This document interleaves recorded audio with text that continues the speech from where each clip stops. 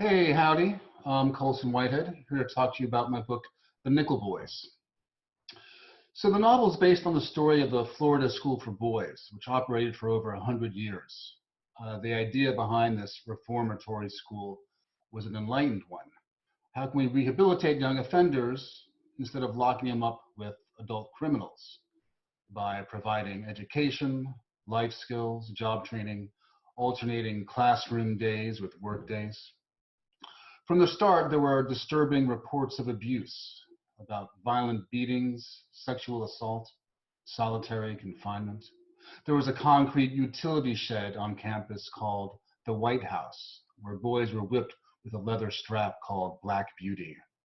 The students nicknamed the White House the ice cream factory because you came out with bruises of every color. The boys continued to tell their stories of torture, various abuse, and even homicide for decades and decades until the state investigations closed the place down in 2011. I first heard of Dozier in 2014 when the national media picked up the story. They discovered an unmarked graveyard with bodies that testified to horrific violence, blunt trauma to skulls, shotgun pellets in rib cages. Over the years, boys had disappeared. The families had been told that they'd run off when in fact they were in the ground. Like I said, it was the summer of 2014.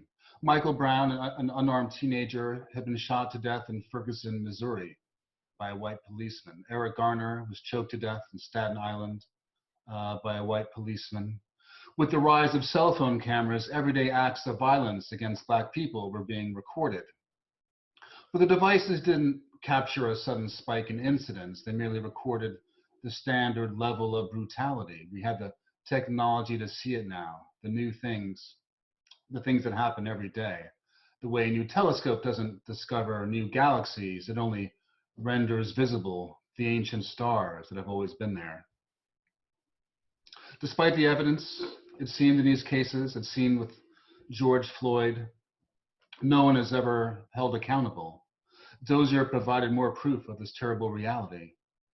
The school had been in the business of mangling the lives of young boys for over 100 years, and the perpetrators went unpunished.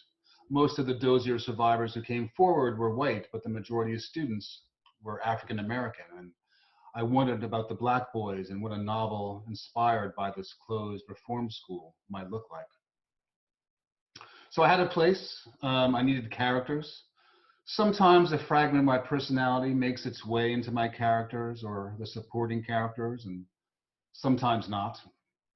Cora, the protagonist of the Underground Railroad, has the least amount of my personality in her, which is probably why it's my most popular book. I'm not complaining, I just couldn't help but notice. But to create the two heroes for the Nickel Boys, I borrowed from my own internal dilemma. In the Trump administration, do I have a reason to be hopeful that our country is on the right track when there's so much evidence to the contrary?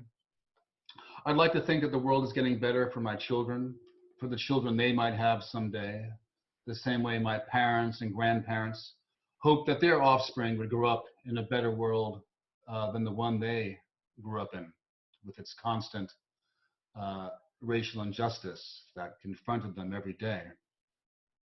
I would like to believe that, but it's very hard sometimes. So I picked two protagonists that spoke to different parts of my personality, the hopeful one, and then the pragmatic or cynical side. For Elwood, the Reverend Martin Luther King Jr. provides a model of engagement with the dark forces of the world. If you stand up, if you fight for justice, you can remake the social order. Turner, on the other hand, has survived by seeing the world as it actually is, not how we want it to be. The Nickel Academy becomes a stand-in for all the malevolent powers that grind us down.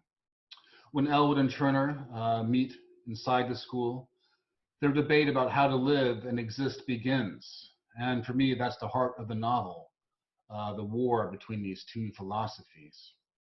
So that's the book.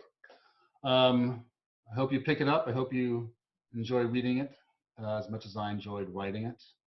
And I'll see you next time. Thanks.